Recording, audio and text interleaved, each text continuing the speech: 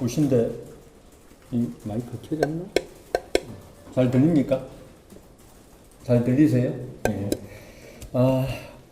권영세, 이양수 양 국회의원에 대한 징계 심의 결과를 말씀드리겠습니다. 이게 8월 1일부터 시작해서 이게 간단치 않은 문제에서 상당히 오랜 기간 심의를 했고 지난 9월 4일에도 경론이 벌어졌고 많은 진통을 겪었습니다. 그 심리가 마친 후에도 바로 결론을 못 내리고 일주일간 전부 다 고민한 끝에 오늘 결론을 내리게 됐습니다. 우선 결론부터 말씀드리면 공람종결로 끝냈습니다. 공람종결. 그러니까 징계에 회부하지 않는다는 이야기입니다. 징계에 회부했는데 더 이상 그 어떤 징계 절차에, 그러니까 경고 이상의 징계에 들어가지 않는다는 것입니다. 그 이유에 대해서 설명을 드리겠습니다. 우선 법원의 가처분 결정이 김문수 후보 측에서 제기한 가처분 결정이 기각된 것은 다 아실 것입니다. 그 가처분 결정에 주된 게 전당대회 전국위원회 개최 추진에 중대한 위법이 없다는 법원의 결정이 있었습니다.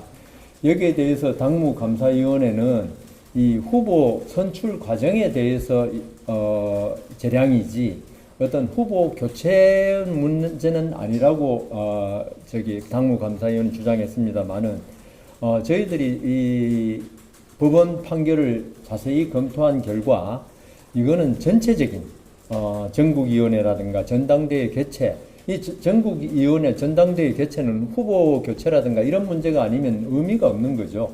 여기에 대해서 정당의 자율성이 인정된다 한 것은 법원이 그 법원의 판단이 더 이상 항고라든가 재항고를 통해서 대법원 판단을 못 받았기 때문에 그 판단이 100% 맞다고는 할 수 없지만 저희들은 그때 그 급박한 상황에서 1심 판결이지만 남부지방법원의 판결이었죠. 그 판결의 결론에 따를 수밖에 없었다고 아마 그 권영세 의원 측은 그렇게 생각해서 그렇게 나아간 것 같고요.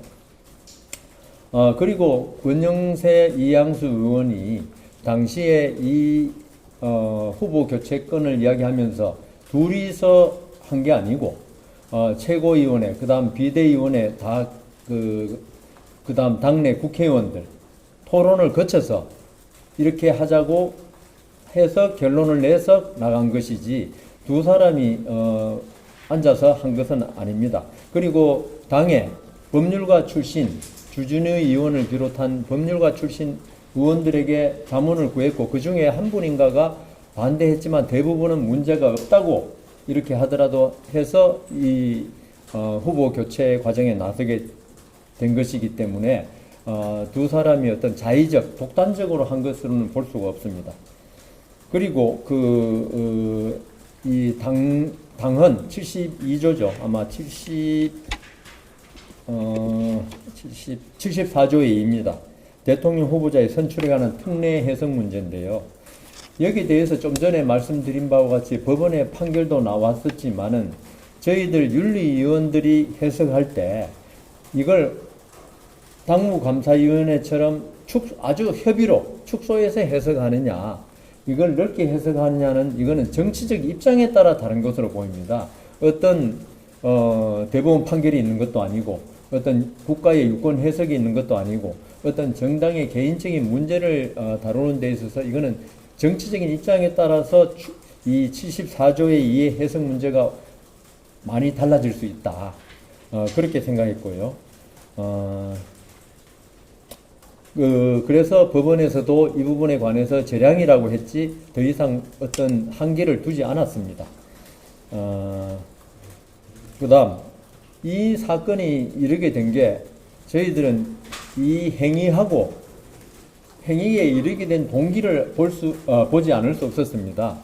저희들이 볼 때는 김문수 후보가 사실 한동훈 후보와 양강 대결을 벌일 때 후보 단일화를 기치로 내걸고 국민의힘 대선 후보로 당선되었다고 뭐 보도도 있고 저희들도 그렇게 봤습니다. 그렇지만 김문수 후보가 5월 3일 후보가 후보가 된 뒤에는 이 한덕수 후보라든가 그때는 후보가 아니었죠. 한덕수 전 총리라든가와의 단일화에 대해서 계속 좀 소극적인 입장을 내보이면서 이 국민의힘 주도부 결국은 권영세 비대위원장 등이겠죠.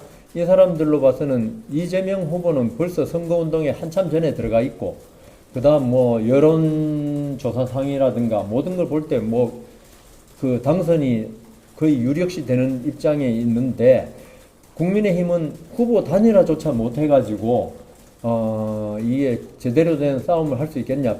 그래서 그 김문수 후보한테도 이 5월 10일 새벽에 이 여론조사가 있고 당원 어떤 투표가 있었는데 그 전까지 계속적으로 단일화 시도를 했었습니다. 그런데 결렬됐죠. 누구의 책임인지는 저희들은 알 수가 없습니다만은. 그래서 국민의힘의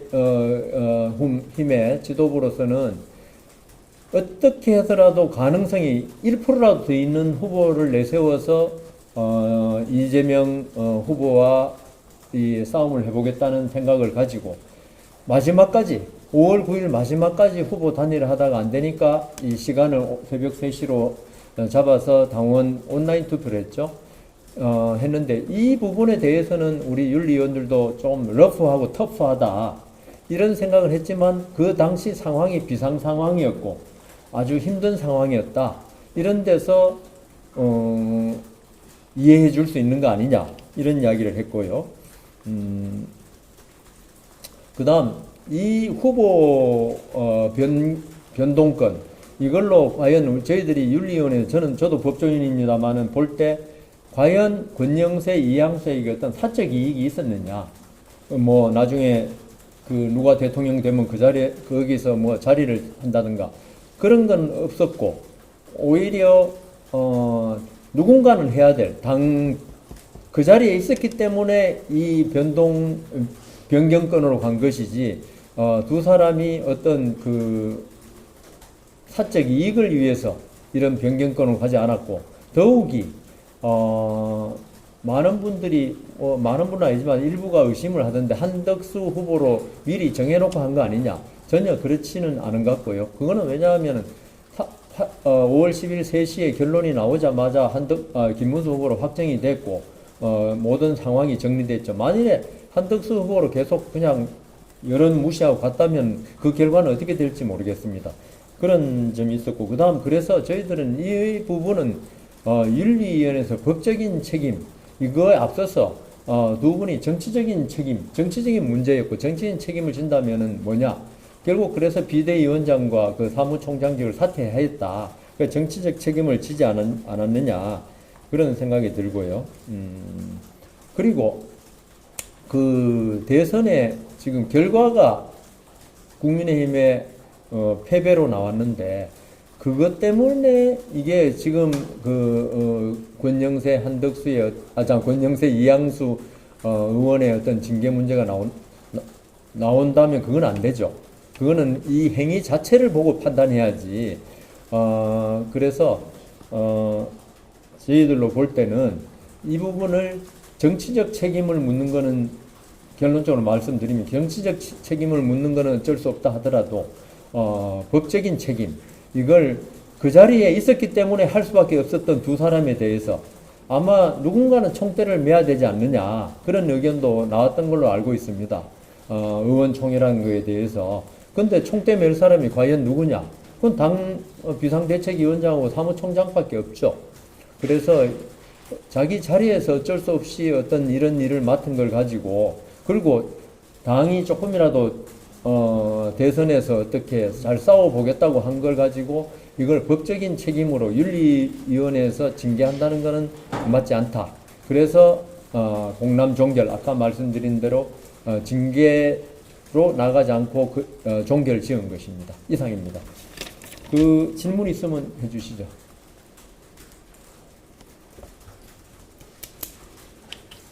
네. 오늘 그 결정에 대해서 그 위원들의 표는 좀 어떻게 나요? 소수표는 가벼운 징계라도 당원권 정지 정도죠. 감사위원회에서는 3년의 당원권 정지를 요구했습니다.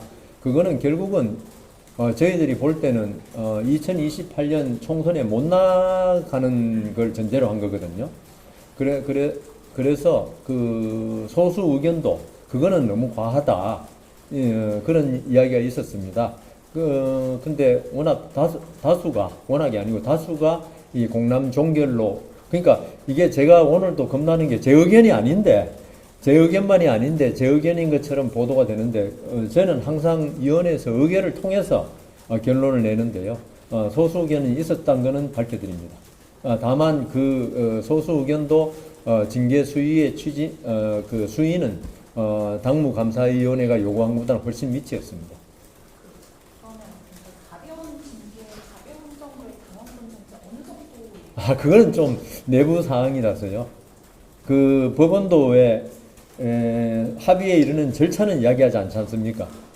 제가 그 말씀 드려줘서 속이 시원하겠는데, 그렇게 하는 것은 윤리위원회 규정에 맞지 않아서, 어떻게 결론만 다수 의결에 따른 결론만 말씀드리는 거지, 거기서 얼마를 냈고 몇 대 몇으로 했고, 이거는 제가 말씀드린 게 적절치 않아서 양해해 주시기 바랍니다. 또 네, 없으신가요? 핵심 근거로 그 법원의 판단도 이야기를 하셨는데 예. 그 당시 새벽 대선 후보 교체 관련해서는 판단을 하지 않았잖아요. 예, 그렇죠. 여기에 따라서 좀 이렇게 설득력이 있을까 하는 우려가 좀 나오고. 그러니까 아까 말씀드린 대로 이게 그 평시 상황이고 비상 상황이 아니었다면 이렇게 하면 안 되죠. 당연히. 그런데 이 5월 9일, 여기 우리 직원이 없나? 5월 9일 밤늦게까지도 단일화 논의가 계속되었다고 합니다. 저기 국장님, 팀장님 맞습니까? 예, 5월 9일 밤늦게까지도 당에서 비대위원장하고 책임자들이 의원들이 김문수 후보와 한덕수 쪽을 이렇게 동석시켜서 단일화를 계속 시도했다고 그럽니다. 결국 5월 9일 밤늦게 최종 결렬이 됐고요. 그래서 시간이 5월 11일까지가 등록이었지 않습니까? 그 후보 등록. 그거 너무 뭐 등록을 못하니까. 그래서 5월 10일 새벽 3시에 당원 온라인 투표를 한 것입니다. 그러니까 아까도 제가 말씀드렸지만은 이게 비상 상황에서 러프하고 터프한 건 맞는데 그 상황이 이 비대위원장이나 사무총장 입장에서 볼 때는 불가피했다는 점을 많이 강조하셨고요. 윤리위원 중에도 상당 위원님이 거기에 동의를 하셨습니다. 다음. 아까 말씀하셨을 때 윤리에서는 그러면 정치 단일화를 하지 않으면 제대로 된 싸움이 될 수 없다고 판단한 거죠. 윤리위원회가 판단한 게 아니고요. 말씀하시면서 그래서 단일화가 필요했다. 제대로 된 싸움을 하려면 단일화가. 그게 이제 권영세 이양수 측의 주장이잖아요. 주장인데 저희들이 뭐 여기 말할 수 없는 그 어떤 서면 이런 걸 볼 때 그게 충분히 합리적이다. 그거는 제가 비공개이기 때문에 말씀드릴 수가 없는데요. 저희들은 윤리위원들은 볼 수 있는 서면이 있습니다. 그걸 보니까 합쳐보니까 비대위원장이 그렇게 결정한 게 결코 무리가 아니었다. 그걸 윤리위원들은 그렇게 그 말이 설득력이 있다고 판단한 거지. 이게 싸울 수 없다고 한 거는 그 두 사람의 목이고 우리는 그 생각이 과연 설득력이 있느냐 없느냐 그거는 저희들이 판단한 겁니다. 다음. 다른 얘기긴 한데 아까 김종혁 최고위원 왔다고 했는데 혹시 어떤 부분들 좀 소명을 들었고 예, 페이스북하고 각 방송국이나 다 유튜브에 나가서 말씀하셨던 거 거기에 대해서 본인의 입장은 어떤 당의 민주화 이런 걸 위해서 한 것이지 무슨 해당 행위가 아니다. 왜냐하면 징계 요구가 해당 행위라고 해서 들어왔거든요. 그 부분에 대해서 해명을 들었고 저희들 윤리위원들도 한 분은 노선을 가지고 비판하고 했으면 좋았는데 거기 보면 친윤 뭐 이런 식으로 어떤 공격을 받는 사람을 특정해 버리니까 부류를 그게 분란이 됐지 않느냐 그런 질문을 했고 김종혁 의원 전 최고위원도 뭐 수긍은 하겠다. 일리는 있다. 근데 본인의 입장은 뭐 역시 여전하다. 이런 정도로 했고요. 오늘 그래서 제가 그 김종혁 전 최고위원한테 오늘 소명 절차를 거치고 그 다음 윤리위원들의 질문을 받았지 않습니까? 어떤 취지인지 잘 알 것이고 하니까 거기에 대해서 다음 윤리위원회 때까지 그 어떤 입장문을 좀 제출해 달라. 그걸 보고 결정하겠다고 했습니다. 뭐 김종혁 의원 거는 또 그때 가서 또 말씀드릴 거니까 그거는 이 정도로 하시고요. 그러면 더 이상 뭐 질문이 없으시면은 마치겠습니다. 감사합니다.